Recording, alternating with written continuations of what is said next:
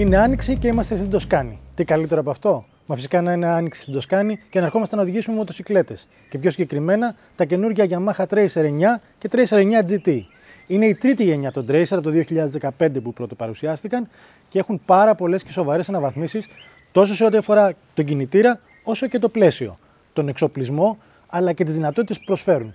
Πάμε να τα δούμε λίγο πιο αναλυτικά μαζί.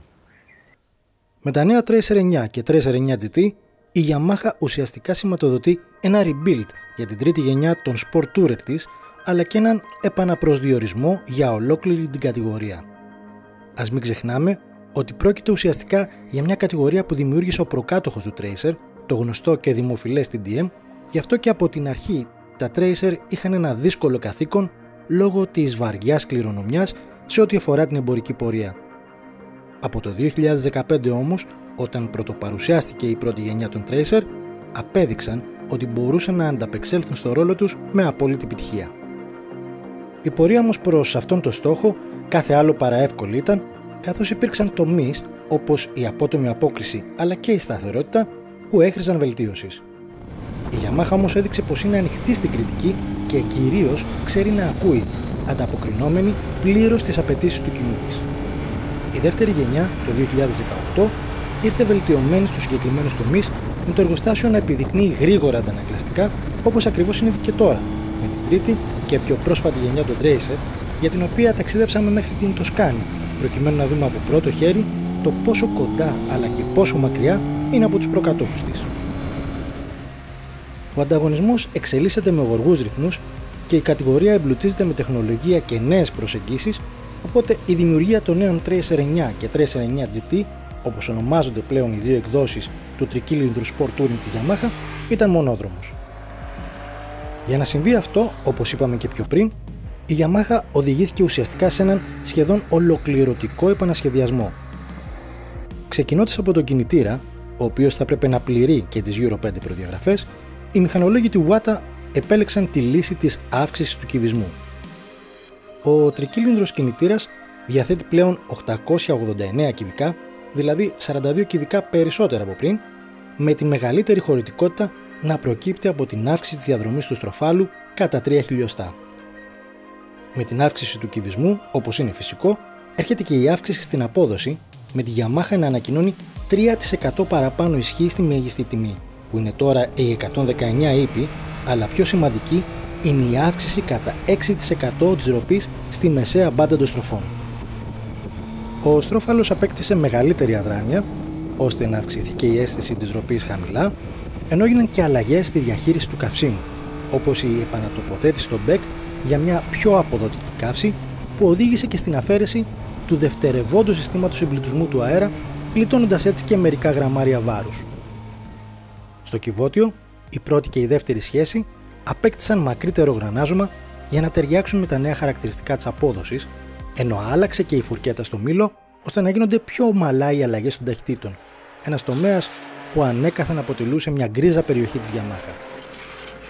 Τέλος, τα μολύβια των μηχανολόγων ασχολήθηκαν τόσο με το σύστημα εισαγωγής όσο και με το σύστημα εξαγωγής του Tracer, με τον επανασχεδιασμό των αυλών εισαγωγής που διαθέτουν διαφορετικό μήκος, αλλά και την αλλαγή της εξάτμισης με διαφορετικό σχήμα αλλά και λιγότερα εσωτερικά μέρη που εξοικονομούν άλλο 1,5 κιλό από το συνολικό βάρος. Αλλαγές και μάλιστα σημαντικές έχουμε και στο πλαίσιο, καθώς η Yamaha έχει εξελίξει σημαντικά τη μέθοδο χύτευσης, επιτρέποντας τη δημιουργία ενός ελαφρύτερου αλλά με αυξημένη κατά 50% πλευρική ακαμψία πλαισίου, όπως ακριβώς συνέβη και με το πλαίσιο του επίσης νέου MT-09. Χάρη σε αυτή τη νέα μέθοδο χύτευσης, το ελάχιστο πάχος των δοκών έχει φτάσει στα 1,7 χιλιοστά, όντας παράλληλα πιο ανθεκτικό. Στο σχεδιασμό και την κατασκευή του δόθηκε ιδιαίτερη έμφαση στη συγκέντρωση των μαζών, γι' αυτό και το ύψος του λαιμού μειώθηκε κατά 30 χιλιοστά, ενώ τώρα ο κινητήρας είναι τοποθετημένος μέσα στο πλαίσιο, σε πιο κατακόρυφη θέση, κατά 5 ολόκληρες μοίρες. Αυτή η πιο όρθια θέση του κινητήρα έδωσε τη δυνατότητα να τοποθετηθεί ένα ακόμη μακρύτερο, κατά 64 χιλιοστά ψαλίδι, που εδράζεται τώρα στο πλαίσιο, χωρίς όμως να αυξηθεί το μεταξώνιο. Το υποπλαίσιο μπήκε και αυτό σε καθεστώς επανασχεδιασμού, προκειμένου να μπορεί να ανταποκριθεί στις μεγαλύτερες πλέον δυνατότητες φορτίου του Tracer 9, κάτι που αποτελούσε μόνιμο αίτημα και των υφιστάμενων ιδιοκτητών Tracer. Τώρα, το Tracer 9 μπορεί να κουβαλήσει φορτίο συνολικού βάρους 193 κιλών, μια σημαντική αύξηση των δυνατοτήτων του σε σχέση με το απερχόμενο μοντέλο. Οι νέοι αλουμινένιοι τροχοί συμβάλλουν και αυτοί στο να κρατηθεί το βάρος χαμηλά, καθώς το κάθε σετ τροχών ζυγίζει 1 κιλό λιγότερο, με επίσης εξαιρετικά λεπτά τυχώματα όπως και το πλαίσιο, μιας και χρησιμοποιήθηκε και εδώ η νέα μέθοδος χύτευσης. Τα φρένα έχουν αναβαθμιστεί και αυτά σημαντικά, με μεγαλύτερους δίσκους μπροστά στα 298 χιλιοστά, αλλά και με μια ακτινική αντλία της Nissin. Το ABS προέρχεται από την Bosch και είναι η μονάδα 91 MP που ζυγίζει 40 γραμμάρια λιγότερα από την προηγούμενη έκδοσή της. Από τις πιο σημαντικές όμως αναβαθμίσεις είναι οι αλλαγές στις αναρτήσεις της Καγιάμπα. Το πυρούνι είναι πιο κοντό κατά 39 χιλιοστά και με διαφορετικά settings στο εσωτερικό του, δίνοντας διαδρομή 130 χιλιοστών, ενώ στο αμορτισέρ η μοναδική αλλαγή είναι η τοποθέτηση ενός νέου μοχλικού με πιο προοδευτική λειτουργία. Στον τομέα των ηλεκτρονικών, η μεγάλη είδηση είναι η ύπαρξη της IMU 6 αξώνων και η νέα ηλεκτρονική διαχείριση του γκαζιού, η οποία προέρχεται από το R1, αλλά με ακόμη μικρότερο όγκο και ταχύτερη επεξεργασία δεδομένων. Η ύπαρξη της IMU συνεπάγεται και τη δυνατότητα για ένα πιο πλούσιο ηλεκτρονικό εξοπλισμό όπως το Cornering ABS, το Cornering Traction Control, το σύστημα ελέγχου ολίσθησης του πίσω τροχού, το σύστημα ελέγχου σούζας και το Cruise Control, που είναι πλέον διαθέσιμο στο στάνταρ εξοπλισμό και των δύο εκδόσεων. Το κάθε ένα από αυτά τα συστήματα διαθέτει 3 επίπεδα επέμβασης και προσφέρουν τη δυνατότητα για πλήρη παραμετροποίηση βάσει των προτιμήσεων του αναβάτη. Ρυθμιζόμενη είναι όμως και η θέση οδήγησης, χάρη στη δυνατότητα διαφορετικής τοποθέτησης των μασπιέ, αλλά και στη δυνατότητα τοποθέτησης εμπρός-πίσω για τα καβαλέτα του τιμονιού. Η μεγαλύτερη και πιο σωστά σε ό,τι αφορά την αεροδυναμική της σχεδιασμένη ζελατίνα μπορεί να ρυθμιστεί και αυτή σε ένα εύρος 50 χιλιοστών μηχανικά, χρησιμοποιώντας ο αναβάτης μόνο το ένα του χέρι. Η νέα εποχή του ηλεκτρονικού εξοπλισμού για τα Tracer 9 σηματοδοτείται και από τις δύο TFT οθόνες, που είναι κοινές και στις δύο εκδόσεις, μέσω των οποίων γίνονται όλες οι ρυθμίσεις με τις ενδείξεις να είναι μοιρασμένες, καθώς η αριστερή προβάλλει τις βασικές πληροφορίες, ενώ στη δεξιά προβάλλονται οι περιφερειακές πληροφορίες, όπως η κατανάλωση, η εξωτερική θερμοκρασία κτλ. Από τον ολικό επανασχεδιασμό δεν θα μπορούσαν φυσικά να λείπουν τα fairing, με τη Yamaha να ακολουθεί τη λογική των πολυεπίπεδων επιφανειών, θέλοντας να σπαστεί τόσο αεροδυναμικά όσο και οπτικά την εικόνα μιας μοτοσικλέτας που εκμεταλλεύεται τη ροή του αέρα. Το ρεζερβουάρ, παρότι είναι εμφανής η προσπάθεια να διατηρήσει τη λεπτή σιλουέτα του, ειδικά στο σημείο που κουμπώνουν τα γόνατα, έχει χωρητικότητα 18 λίτρων. Τα φώτα φυσικά είναι όλα τεχνολογίας LED, ενώ το κεντρικό stand συμπεριλαμβάνεται στο στάνταρ εξοπλισμό τόσο του Tracer 9 όσο και του Tracer 9 GT. Η σέλα του συνεπιβάτη έχει μεγαλώσει σε πάχος και πλάτος, αυξάνοντας παράλληλα και την απόστασή της από τα μασπιέ για ακόμη μεγαλύτερη άνεση συγκριτικά με την προηγούμενη γενιά των Tracer 900. Πέρα όμως από την απλή έκδοση του Tracer 9, το ραντεβού στην Τοσκάνη είχε κλειστεί και με το Tracer 9 GT, την πιο πλούσια και όπως μαρτυρά το όνομά του, την πιο τουριστική έκδοση του τρικύλινδρου της Yamaha.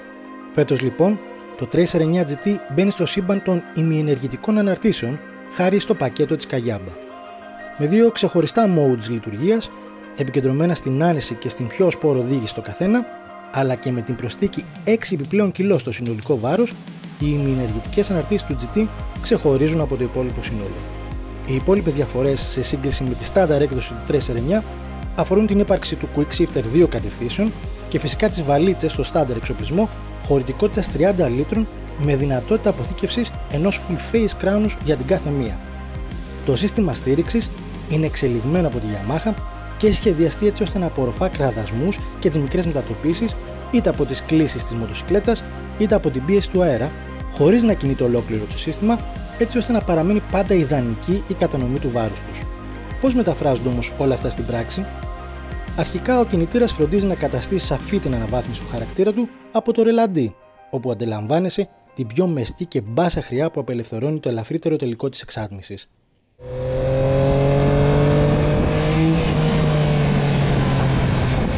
Η θέση οδήγησης φροντίζει και αυτή να σε καλωσορίσει με ένα διαφορετικό τρόπο, ξεκινώντας από το χαμηλότερο ύψος της σέλας. Από τα πρώτα κιόλας μέτρα πάνω στο Tracer, αντιλαμβάνεσαι τα αποτελέσματα της διαφορετικής γεωμετρίας του, τόσο σε ό,τι αφορά το τρίγωνο της εργονομίας, όσο και την κατανομή του βάρους. Πάνω στη σέλα του νιώθεις άνετα και οικεία και οι επιτόπιες μανούβρες γίνονται με ιδιαίτερη ευκολία, μαρτυρώντας μια μοτοσυκλέτα με σωστό ζύγισμα και ισορροπία.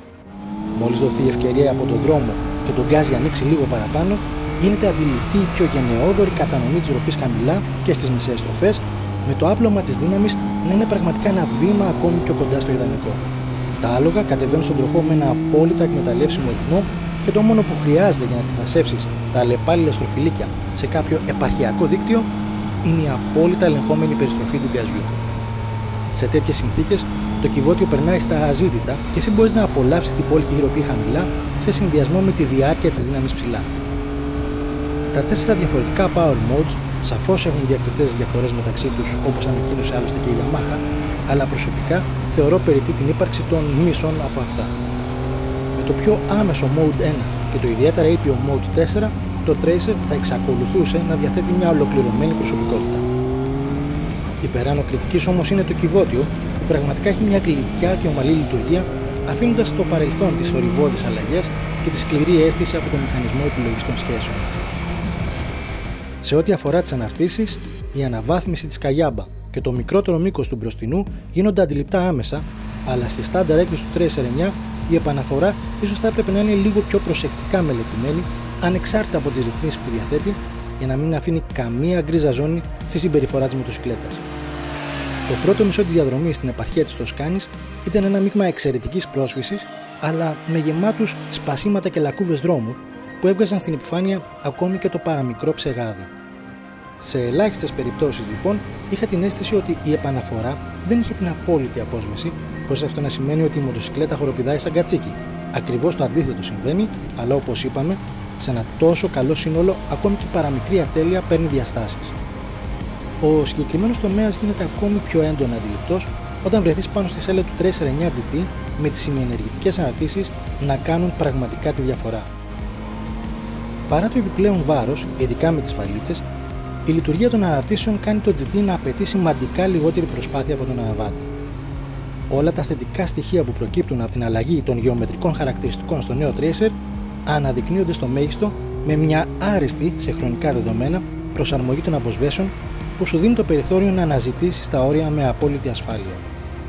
Ενδοτικές εκεί που πρέπει, πιο σφιχτές στις ευθείες στο Μοτοστράντα, όπου σε συνδυασμό με την πολύ καλή προστασία από τη ζελατίνα στην ψηλότερη θέση, χωρίς δημιουργία φαινομένου υποπίεσης και με την ευκολία του cruise control, η κατανάλωση ταξιδιωτικών χιλιόμετρων γίνεται παιχνιδάκι.